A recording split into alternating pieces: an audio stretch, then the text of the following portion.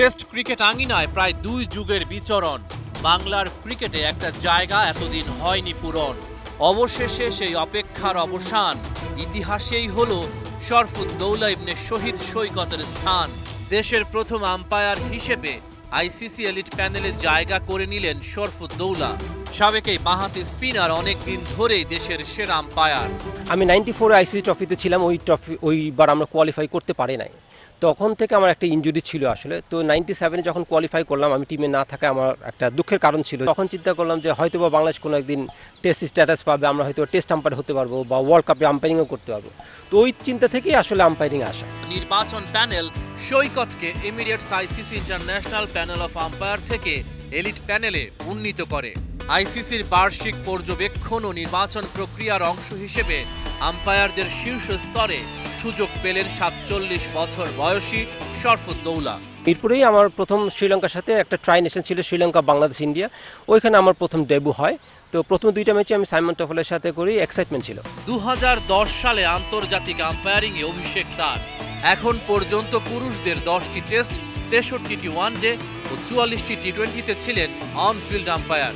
নারীদের ক্রিকেটে 13টি ওয়ানডে ও 28টি টি20তেও দায়িত্ব পালনের অভিজ্ঞতা রয়েছে শরফুদ্দৌলার। এখানে আসলে আম্পায়ারিং করাটা খুব চাপের হয়ে যায়, যেখানে হচ্ছে যেটা আমরা তো ক্রিকেটের অবসেসড নেশন। তো এখানে হচ্ছে যে সবাই চায় দেশটা জিতুক, দলটা জিতুক, আমরাও চাই দিন শেষে। কিন্তু আমাদের একটা জিনিস বুঝতে হবে যে আমরা যখন মাঠে যাই তখন কিন্তু আমাদেরকে নিউট্রালিটি মেনটেন করতে হয়। We can't be bias. গত বছর বাংলাদেশের প্রথম আম্পায়ার হিসেবে ওয়ানডে বিশ্বকাপের ম্যাচ পরিচালনা করেছেন তিনি। এলিট প্যানেলেও বাংলাদেশের প্রথম প্রতিনিধি। সাউথ আফ্রিকার মারাই এরাসমাস অবসরে যাওয়ার পর থেকে শরফুদ্দৌলার এলিট প্যানেলে ঢোকার সম্ভাবনা বেড়ে যায়। একটা ইমপ্রেশন ক্রিয়েট করেছিলাম, একটা ইমেজ বিল্ড আপের জন্য যেটা দরকার ছিল। প্রথম বাংলাদেশি হিসাবে ওয়ার্ল্ড কাপে গিয়ে আমি নার্ভাস ছিলাম না। তো আমার মনে হয় ওইটারই একটা রিওয়ার্ড আসলে। 90-এর দশকে বাংলাদেশের ঘরোয়া ক্রিকেটের নিয়মিত মুখ ছিলেন শরফুদ্দৌলা। রয়েছে এ দল ও জাতীয় দলে খেলার অভিজ্ঞতা। তবে আন্তর্জাতিক ক্রিকেটে কখনো খেলার সুযোগ পাননি। খেলোয়াড়ি জীবন শেষে আম্পায়ারিংয়ে নাম লেখান তিনি। আমি জাস্ট এসএসসি পাস করলাম, তখন আমি বাংলাদেশ টিমে খেলি 92-তে। এটা আমার জন্য খুব, মানে এখন চিন্তা করলে মনে হয় 30 বছরের বেশি। আমি খুব ছোট ছিলাম আর আসলে স্কুল পাস করে আমি সাক ক্রিকেটে খেলি। তারপরে 94-এ আইসিসি ট্রফিতে খেলি, যেখানে আমরা আসলে ওয়ার্ল্ড কাপ কোয়ালিফাই করতে পারি নাই।